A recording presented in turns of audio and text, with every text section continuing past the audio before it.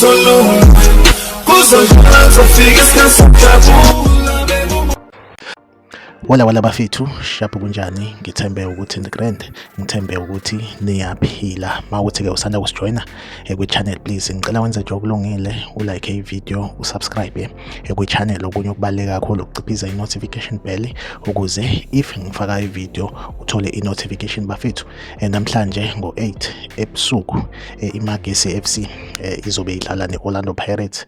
Engicabanga ukuthi ke for i-Orlando Pirates lo mdlalo lo ubaluleke kakhulu. I-Orlando Pirates sekusezandleni zayo ukuthi engabe mayidlala ama-result azothini, but kumele iwine yonke imidlalo, ithi nje ukushaya amagoli amaningana. So bafethu, kule video yamanje ngikuphathele i-possible starting lineup ye-Orlando Pirates.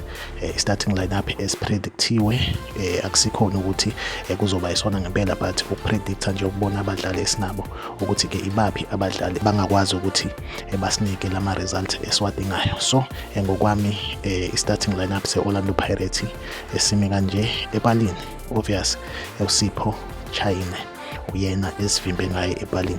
Then ku backline i-right back kube uKamohelo Sibelebele, usadlala kahle kakhulu i-last game, udlale kahle kakhulu ngalendlela ukuthi uze ethola i-man of the match, okusho ukuthi siyamdinga vele uSebelebele.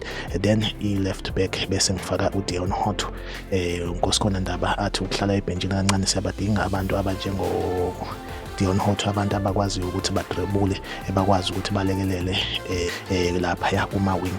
uHotto siyamthola ewing, ebe esuka emumva kwi-left back, siyamdinga uDeon Hotto. Then ama center back kube uLebone Siyema no Nkosinathi Sibisi. Bese kuthi eswini bafethu Talent Mbatha, bese kuba uMakhehleni Makhawula.